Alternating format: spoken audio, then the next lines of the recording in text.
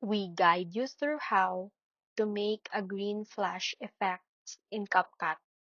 So open your CapCut and start a new project, import your video clip, then place the playhead where you want the flash to happen.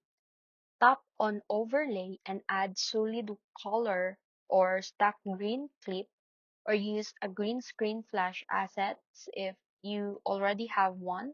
Then trim it just 2 to 5 frames for a quick flash effect. The next, go to blend and choose screen or add to make it pop naturally over your video. Adjust the opacity if it looks too strong, then go to effects, select video effects and add a subtle flash or glitch style enhancement to amplify the impact. You can also keyframe the brightness by increasing it at the flash point and dropping it back immediately after for a punch transition. Once done, preview it to make sure the flash is instant and not delayed. And finally, export your video in high quality settings so the green flash effects looks clean and professional.